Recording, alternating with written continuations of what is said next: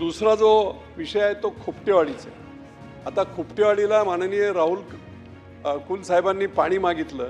ते का मागितलं की पुरंदरमध्ये 3000 एकरवर आंतरराष्ट्रीय विमानतळ होत आहे, तिथे वाचलेलं पाणी जे आहे ते त्यांच्या तालुक्यात जाऊन लागलं। महाराष्ट्र जलसंपत्ती अधिनियम 2005 मी मंत्री होतो, अनेक केसेस मी हँडल केलेले आहेत। त्यानुसार निश्चितपणे एका तालुक्याचं पाणी दुसऱ्या ठिकाणी देता येत नाही, नंबर 1।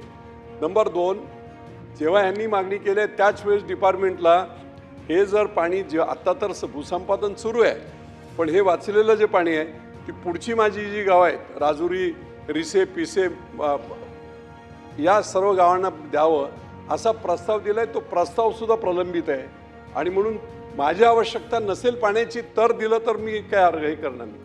परंतु कोणत्याही परिस्थितीमध्ये मी माननीय मुख्यमंत्री महोदयांना सुद्धा राहुलजी मी पत्र दिलं होतं की पुरंदरचं उपलब्ध असणारं पाणी पुरंदरलाच दिलं पाहिजे, कायद्याने देता येत नाही आणि म्हणून ज्या काय प्रशासकीय मान्यता वगैरे दिल्या आहेत याबाबतीत फेरविचार करावा।